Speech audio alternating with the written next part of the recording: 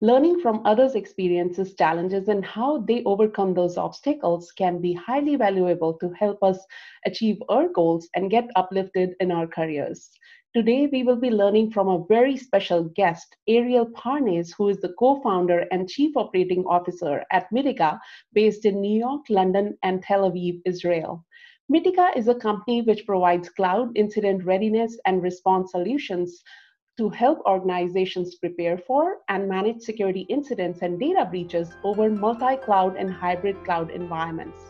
Hi, my name is Reed Kaur. Welcome to Sekaurity, where we will together learn information security and leadership concepts using simple ways that anyone can understand. Hi, Ariel. It's my pleasure to welcome you to Sekaurity. Hi, Reed. It's a pleasure to be here, and thank you for inviting me. I'm so excited about this meeting and looking forward to discuss some cybersecurity and other issues, other topics together. Thank you, Ariel. Me too, me too. Can you firstly please tell us a little bit about your journey to becoming a chief operating officer at Mitiga? Yeah, sure. So maybe I should start by saying that my first steps in this world of cybersecurity started when I was very young, actually a young kid with the first personal computer, amazed by the fact that you can make a machine do stuff that you want to do. And so I started my first steps in the journey, programming personal computers. And then later on, I realized that you can make computers do stuff that others didn't plan to do, which later became the world of hacking. So started my first steps there, nothing really serious, but very interesting, very challenging to learn more about what this world of cybersecurity or hacking was. And then when I finished high school, I started my military service. As you know, in Israel, people enroll military when they reach the age of 18. And I joined a unit named 8200, which is nowadays known as the elite cyber unit of the Israeli Defense Force. At that time, it was a unit, a top secret unit, less famous than today. And it was in charge of signal intelligence. Which means, deploying antennas and collecting signals from the air to produce intelligence for the sake of the purposes of the Israeli Defense Force. And I was lucky enough to start my military service right when this unit started its journey into the cybersecurity world or the cyber world by shifting from passive intelligence collection towards what we called at that time active collection, meaning getting closer to the sources of intelligence. And we started there what we called at that time special operations and the first steps in the cyber domain. And I served there for 22 years in this transition from signal intelligence towards cyber and cybersecurity and cyber operations in different positions.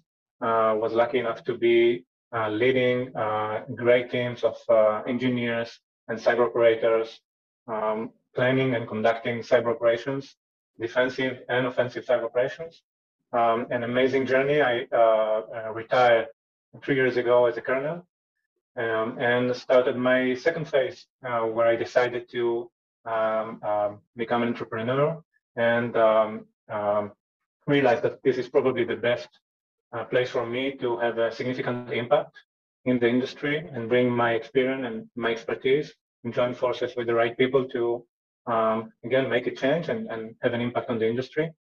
I was lucky enough, we will talk about luck later on. I was lucky enough to meet two amazing people who are now my co-founders, Mitiga's co-founders, Tal and Ofer, both super experienced in cybersecurity, more than 25 years each, from different angles. One in the world of services, consultancy, Big Four, a partner in Ernst & Young, and entrepreneurship, a serious entrepreneur, and the other one also a serious entrepreneur with technical skill sets and very experienced in that area. And we joined forces together, different people with the same vision, again, of making an impact, and started our journey in Mitiga. We decided to focus on the world of incident response and readiness. We realized that it is a very conservative world, and we wanted to change it. We wanted to leverage the fact that there is a move towards the cloud to challenge some of the ways that incident response is provided. and we started the journey of Mitiga with that idea in mind. We managed to form a great team of people and funded by leading VCs in the world, and started the journey about 2.5 years ago. And a month ago, I moved to New York to expand our presence here in the US. And here I am as the COO of Mitiga. Thank you so much. Yeah, firstly, welcome to New York. And I have to say that, this is such an inspiring journey which you have been on. One question which I have for you is that I just recently heard that everybody in Israel need to attend defense services. Is that right? That's correct. Men and women at the age of 18 serve for between 2 and 3 years at least. Some of them for more. And this is kind of the natural process of growing up in Israel. Yes, and one thing is there that working in a country's defense services and commercial side, they are two separate worlds. I grew up in a family where many served in military in India, and I learned two things from them, which is perseverance and discipline. And these two things helped me get prepared well for career in information security. So my question is, what are the top 3 things where your experience in Israel Defense Forces have helped you become a successful person in commercial business or at Mitiga? Thank you. Yeah, I think this is a very interesting question. And I think, when looking back at the career in the IDF in the military, I took more than a few things from there, but I would like to mention 3 of them that I think are very relevant for this current phase where I'm now and for the industry. The first one is leadership during crisis. I think, thinking about what an army is, military forces, you train for a specific moment in time, the war or the crisis or the operation, where you have to be at your best and you have to deal with uncertainty and pressure in a very short period of time. And it's hard to understand what's happening. There's this war, the fog of war. You don't really understand what's happening, but you have to be on your best. And all the training, all the plans meet the reality. So this is kind of what military people do. And this is kind of a second nature, leading in a crisis, in uncertainty. It's kind of a nature that we as military people learned and got experience during the years. And it's certainly applicable in the industry as well as in other, personal life, but also in the industry and especially in the world of incident response. I see the similarities here, and we can get back to that between, this crisis, military crisis, and the large breach with very much same challenges. So one thing is leadership during crisis, something I learned, and actually I would say even, you get addicted to that, to managing living in crisis. So this is something, topic number 1. Topic number 2 is related to that, is decision making, and specifically decision making in uncertainty. And I want to mention here an acronym that we used in the Army. It's called OODA loop, OODA loop. OODA loop stands for a process of decision making or acting, in which the first one is observe. So you have to filter the available information, then orient, put the information in a certain context, and then decide, make the right decision quickly, the right decision, and act. So observe, orient, decide, and act. And the beauty of the loop, the quick loop of it. So you act, you get immediately back into the scene to understand what changed in the world. So you can observe again, orient again, decide again, and act. This quick process of decision making is super relevant for environments with a high level of uncertainty.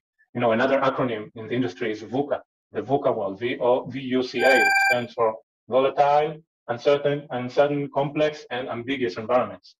So this is something super relevant for military, but also for the industry that we live in. And this closed loop of decision making is something I took from my military service and is applicable in this current world. And the third topic I wanted to mention is another kind of quote that we use in the Army, which is mission first and people always. So you have to be focused on mission, but you always have to remember that it's all about people, taking care of them, leading them, thinking about their needs, their concerns, their passion, etc. Always have that in mind while you're focused on the mission. So again, it's about leadership during crisis, decision making, and people, mission first, people always. Thank you. And one thing I would like to say is the OODA loop is, I have heard about it, I have worked on it at workplaces, but VUCA is definitely the first time I'm hearing about it.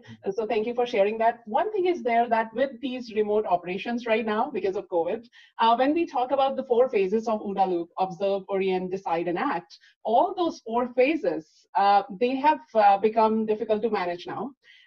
Especially because, like, earlier when we were trying to protect our network perimeter, which is just not confined to our corporate network anymore, and that perimeter is now wherever the data is flowing, right? So as employees have moved to insecure environments at home, what are some of the challenges the industry is experiencing from an incident response perspective? Definitely, this transition towards the cloud brings a lot of opportunities. We have to remember that as security people, not only the risks, but also the opportunities, but as well, risks and challenges.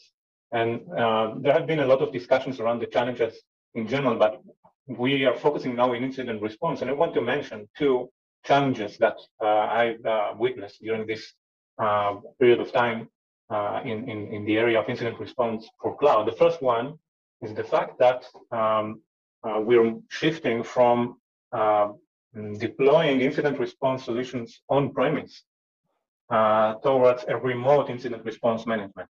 So most of the industry service providers providing incident response services, their nature, their best practice, their modus operandi is to deploy force on site to be close to the war room, right? In the war room, and create a close relationship between the different stakeholders and to have the interaction and information, etc.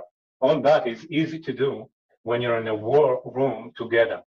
Now, nowadays, this is almost impossible, right? And how do you do that? Manage a crisis with all the uncertainty that we mentioned previously from remote. This is a huge challenge for people that are trained to do that in another way. And I've witnessed that. And it's about processes, and it's about training, and it's about communication, and it's about technology. But there is one challenge there, significant challenge there that we need to be aware of. The second one is the transition to the cloud and having the readiness component in mind. So, we a lot about transition to the cloud and having security in place. So having the right controls and having the right protection and maybe detection.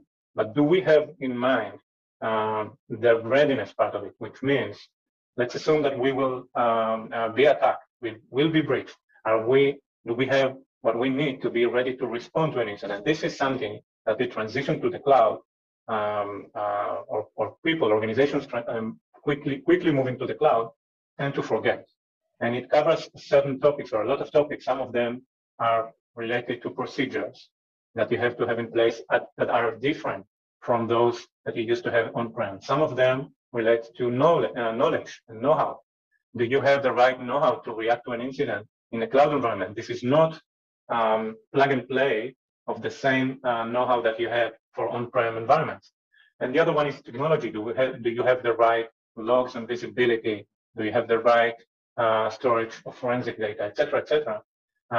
So this quick transition to the cloud, although it has a lot of benefits, when it comes without the component of readiness, it lacks a certain central part and poses a risk that eventually you will see when something happens. And as you mentioned that this digital transformation and migration to the cloud, it has happened in such a fast rocket speed. The one thing is there when you talk about this transformation is also necessary on the security side, because cloud environment is totally different from on-prem. and it changes the way organizations need to prepare for and manage for the security incidents. And now it is being talked about that cloud is going to be the next battleground for the adversaries. So how is incident response different in cloud as compared to on-prem? And what are some of the challenges CISOs are experiencing during transition to the cloud to help enable the digital transformation programs in their organizations? When when I'm asking this question, I'm asking from this aspect that most of the organizations are going live in multi-cloud environments. So, and these cloud environments are all disparate from one another. Thank you for the question. And I think we can mention a few challenges here that are related to this difference between reacting or responding to an incident in an on-prem environment and responding to an incident in a cloud environment, let alone a multi-cloud environment and a combined environment with on-premise and cloud. First one is the investigation. There is a significant or substantial difference between investigating a case on an on-prem environment as opposed to a case on the cloud environment. Different attack scenarios, different techniques, tactics, and procedures, different forensic data that you're using. Take, for example, logs that the cloud providers provide to you. If you are not well trained, or the team is not well trained in how to analyze and digest these logs, they will never be successful in understanding what the attack was, and hence in managing the crisis. This is one component. On top of that, or maybe below that, is understanding the different components that the cloud computing provide in terms of logging and forensic data. Do you have the right logs in place? This is different when you have your own environment and you have the full control of what logs you produce and how to store them, as opposed to environments that you're not the only one responsible. You share responsibility with someone else, the cloud provider, and you need to make sure that you have the right logs, the right data in place to then be able to investigate them and then tackle the second challenge, the one I mentioned before, which is being able to investigate. So having the data, being able to investigate are two main components, differences that I see that make this transition from on-prem to cloud different or a challenge, which is not just copy-paste, as I mentioned before, from your existing environment. Let me just give an example. Most of the organizations have, or many organizations have, a well-established security operations center with logs from the on-prem environment being stored in a SIEM and runbooks and playbooks to react to these signals that they're getting, and with the team that is trained to react with these runbooks and take care of the incident, at least at a certain level. Now, when organizations start moving towards the cloud, I have seen a lot of cases where this SOC is not ready to that transition. And it's not just plugging the new digital footprint of the organization towards the SOC. You need to have the right logs, again, the right training, the right runbooks. This is one example of this challenge moving from on-prem to cloud. So one thing is there that the cloud is a new space for many organizations, and most security teams are behind in securing the cloud environment. Many CISOs are talking about having redundancy in their teams so that they can support these multi-cloud platforms from incident response perspective. What is your model to help secure your customers? When we look at the challenge on cloud environments and multi-cloud environments and having the right people in place, one of the things we realize, and this is something the industry is very familiar with, is that there is a real challenge in finding talent and retaining. And what we have done to help our clients is actually bring this talent to Mitiga and create task force that are attached to different clients, and become actually an expansion of the team in a very close relationship model, so that we bring this talent, we keep feeding the beast, so to say, with challenges, cutting edge cases, cutting edge incidents, which is easier for us as incident responders that see every day another incident, as opposed to specific companies that just are dealing with their own case. So we feed these people that are constantly looking for challenges and cutting edge cases to deal with. We have them in our environment, but we attach them again to our clients. We call them squads. So we are built-in squads. These squads are attached to the clients so that they become familiar with the client, and the client becomes familiar with them. And to a certain extent, the client sees them as an expansion of their own team. So this is kind of a match or a balance between expanding the local team, but without facing this real challenge of bringing talent and retaining it, which is a significant challenge. So this is the way we solve it. Thank you. And one thing I would like to say is that when you talk about extension of the team, the way I'm seeing it is that it's like a partnership that you are partnering with your clients. So my next question is around the philosophy making the rounds about assume breach. With that said, how do you leverage the MITRE kill chain and MITRE framework in the incident response area if we assume breach in our environment? In that regard, I want to say a few words with regards to our philosophy of Mitiga in reactive and proactive incident response, or what we call incident response and readiness. So first of all, when we talk about incident response, our main goal in Mitiga is to minimize the impact of an incident when it happens, right? So we assume you're going to be breached, and we do whatever we need to do so that the impact will be minimum, not the probability of the attack, but the impact. And then the risk reduces to minimum. So this is assuming that you're attacked. This is the way we interpret this approach. But then we look a bit before, right, in the time of the incident, and say, what can we do to improve, to minimize the risk when a breach, or to minimize the impact of a breach when it happens, if we could start earlier, before the breach starts. And this is the readiness, or the proactive part of it. And readiness is about improving the capability of an organization, and our capability, again, to react rapidly when something happens. One of the things that we believe improve the readiness of an organization is a process that we call HANT. HANT is a well-known activity in the industry that actually is very similar to an incident response or to an investigation of an incident, only without the trigger of something happening out there.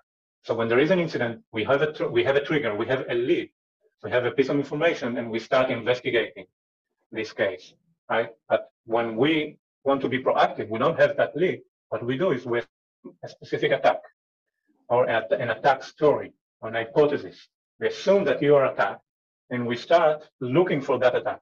This is where the MITRE kill chain and MITRE attack is implemented. The way we do it is we have our own library of attack scenarios, which is an expansion of the MITRE attack framework, MITRE attack database, focused on cloud attacks.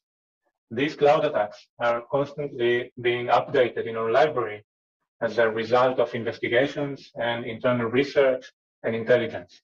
These attacks are broken into TTPs, right? Techniques, tactics, and procedures. Now, when we start a hunt, what we do is we assume a specific attack scenario, and then we break it down into TTPs, and then we go back to our body of knowledge, and we say, what could be the signal that we would see in your environment should this technique be implemented in? So if you were under attack with this specific case or this specific story, and this technique was executed, what would I expect to see? And I start querying your systems and your logs and finding indications or signals to a specific TTP implemented. And then I go back and compile all these indications, and I can reach to a conclusion whether there is an attack out there because I see enough noise or enough artifacts that together tell a specific story, again, a kill chain, etc. Or I don't see that, and I can tell with a certain level of confidence that this specific attack story is not or was not implemented in your environment. So this is one of the ways, and we have other ways for proactive services. One of the ways we implement the kill chain and the MITRE attack framework in our proactive work. One thing is there that we always talk about the preventative measures which we should put in place in our organization, but we should always be ready for those scenarios when we do get into a data breach. So it looks like your company helps us with that scenario. Is incident response more or less important than the preventative measures CISOs may be using? This is a great question, and I'd like to first maybe describe how I see the industry through the years developing or maturing. I think, if you think about 20 years ago or a bit more, if there was a CISO, and I'm not sure in most of the cases even that existed, they would say, or the average person would say, it won't happen, nothing will happen to me. Why should anything happen to me, right? So this is kind of kindergarten phase in security, right? Now, a few years later, as things started happening, the industry matured into the second phase, I would say, I don't know, first grade or middle school, where you know that something may happen, but you can prevent it. If you invest enough energy and resources and budget, you can prevent it. This is something that is now developing into the next phase, which is you may be able to prevent some of it, but you will be attacked. Or the chances for you to prevent everything are zero. In that case, you need to also be ready to react, or resiliency. So from prevention to resiliency. And this is a level of maturity that I see the industry moving towards. And definitely we are there. So if you ask me, do you prefer your father or your mother, who you love most? This is a tough question, but I would say you need to be aware of this transition, of these different levels of maturity. You need to invest in prevention, definitely, but you also need to understand that this is not enough, and you need to invest in resilience, because at the end, these attacks nowadays and in the future are very difficult, if not impossible, to totally block. And then your organization will be in a challenge. And if you prepare to that, you can minimize the impact of it. And as you mentioned, I think you are talking about the defense in depth strategy. That is that we need to have a layered approach when we are building up a security program. Ariel, as we already discussed, that cloud presents new challenges for CISOs. Even if you put all the controls in place, the organization's environment is always changing, and so is the threat landscape. So things are bound to fall through the cracks. On top of all this, the insurance companies have either refused to provide a ransomware coverage this year or haven't given enough coverage. So what suggestions do you have for CISOs with respect to being prepared for a major breach, even in the cloud? So this is a great question. I think the first thing I want to say here, going back to my history or my experience in the military, is exercise, and exercise again. So this is, if I had to do one as a CISO, if I could do just one thing, I would exercise and simulate an attack and see that my different teams, the gold team, the silver team, and the bronze team, they're all trained to see that there are procedures in place, that they have the right knowledge, etc. But also to start creating this awareness, and to start creating this feeling that people need to have, how it feels, or this understanding of how it feels to be under a breach or to be under attack. This is something many people or many organizations don't experience until they experience it. So an exercise gives you a significant value there. If I needed to have another, or to provide another suggestion, it would be invest energy and time and resources in making sure that you have the right forensic data stored in place to conduct the investigation when something happens. Again, the investigation is the key component of an incident response, because it gives you the understanding of what happened, why it happened, and then enables the follow-up phases of containment and remediation and recovery. To do that, you need to have the data in place. This is something that you need to prepare in advance. So visibility, storing the right data in place for future investigation, this is my second suggestion. Ariel, as you mentioned, that retaining resources in this industry is a problem. You are yourself working on cutting edge technology and services where there is a lack of experienced resources. So building a startup can be a lot of work, and needs a high team collaboration to be successful. Working remotely must be a huge challenge for you as you are trying to build your team and grow. How do you build and challenge your team to remain enthusiastic while you steer the ship forward towards the growth? That's a great question. And I think the first thing that we need to do, I need to do as a leader, is to provide a vision that is clear enough and challenging. That is the first anchor or the first component in creating an engaged team, having a clear vision. Then making sure that the vision is communicated, is socialized, and that people have a deep understanding of that vision. They keep hearing it. They keep having that vision in their own mind, but also they understand what is their contribution to the vision. So A, defining a vision. Then B, making sure that each person in the company or each person of the team understand what is his contribution to the vision. To do these two things, we in Mitiga have started implementing rather early a process named OKR, which is known in the industry. It stands for objectives and key results. The idea is that you define clear objectives to a team, and then you define key results, which means what is the result of this objective that you are expecting to see. And then you define activities or initiatives that will bring these key results and will eventually achieve the goal or the objective. And you start measuring it every month. This process is just an example or a tool to communicate this vision or to break down vision into what I can do as a team member to contribute to that vision or that goal. This is a key component. Having a clear vision, communicating it, either using OKR or other processes or procedures. The third component is giving enough autonomy to people. Once they have the vision and once they understand what is that they can do towards that vision, to have autonomy and enough room to their own interpretation of what they should do, as opposed to micromanaging them. In to maintain talent, to retain talent nowadays, you need to give room for autonomy, for interpretation, as well as for mistakes.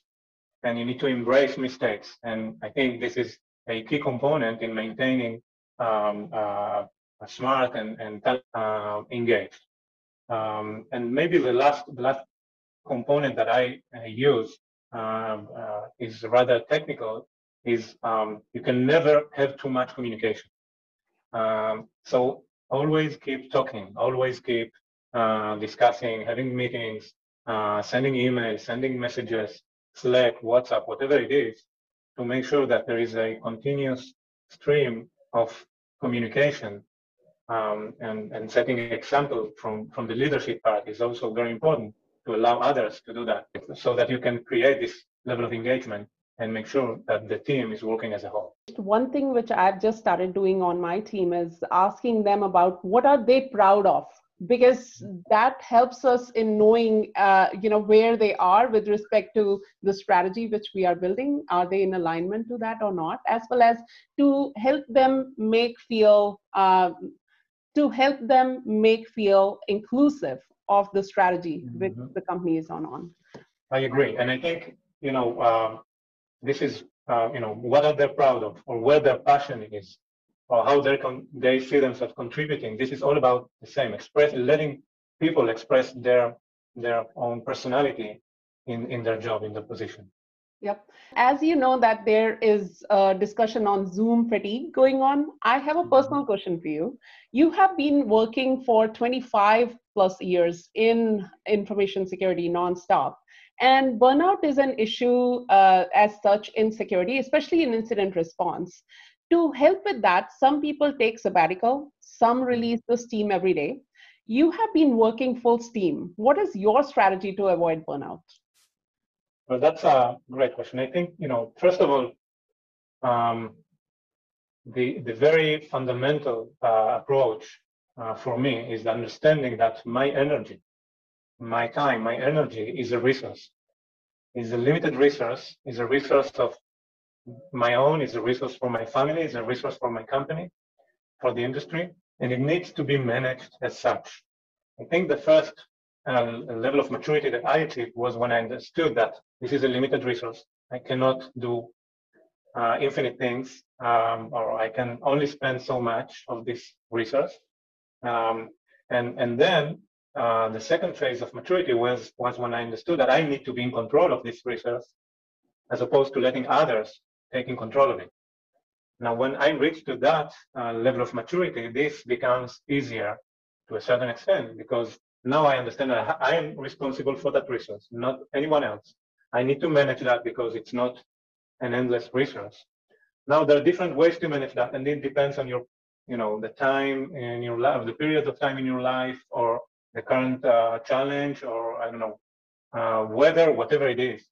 And I have experienced different ways to manage that, taking long vacations, or just jogging at the end of the morning or the end of the day, to let to disconnect from day to day, and think about other things, or meditate, or to play music, or to be with the family or friends.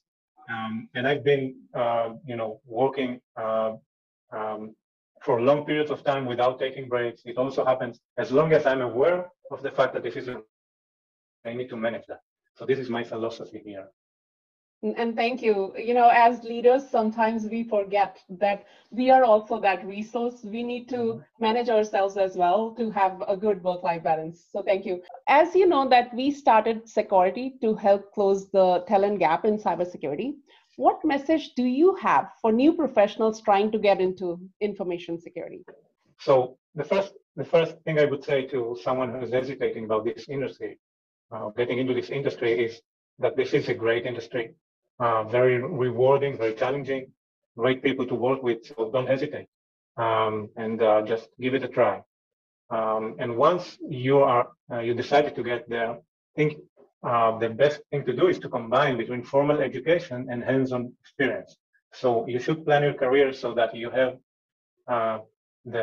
you get the formal education, courses, certifications, etc., but also hands-on experience, be it in your work, in the organization that you're working, or in your home, your own home. If you don't have the opportunity to do that outside, you can set a lab. It's very easy to do that nowadays, and take whatever you learn from the formal education and try it with your hands. I think this gives a level of confidence and professionalism that will get back to you during your different phases of your career and help you move forward. Thank you, Ariel.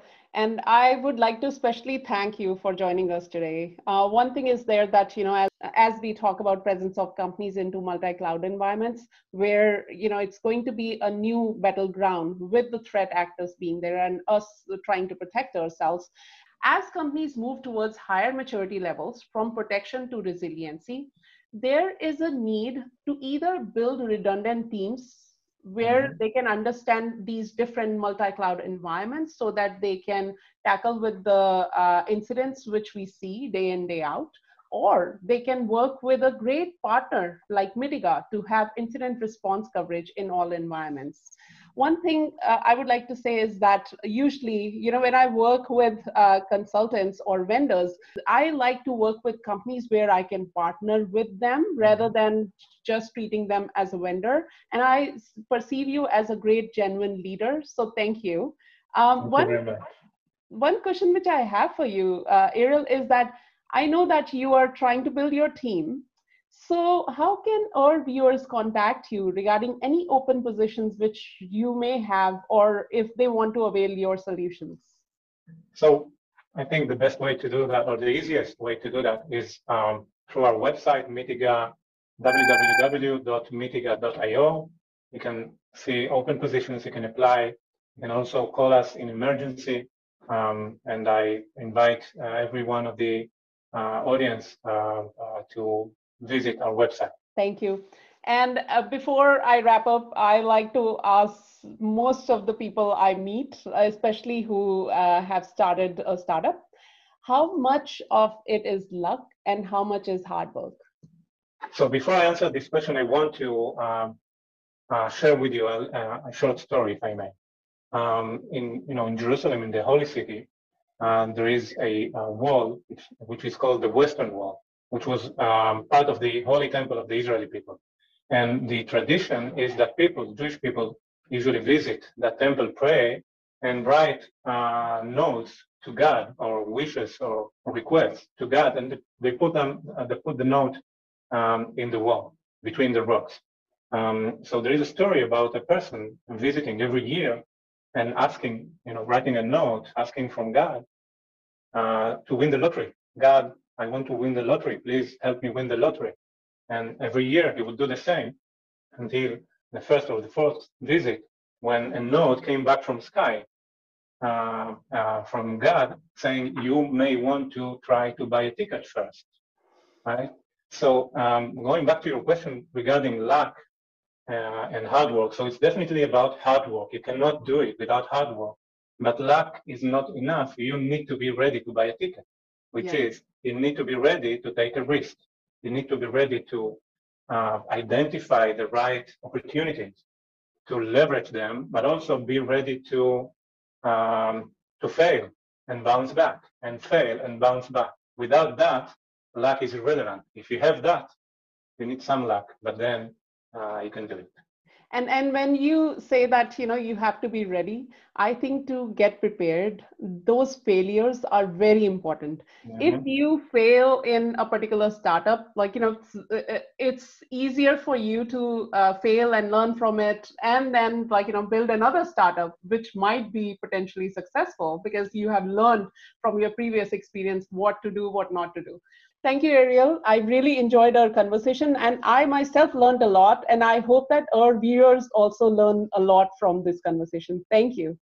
Thank you, Brit. It was a great pleasure. And again, thank you for having me here.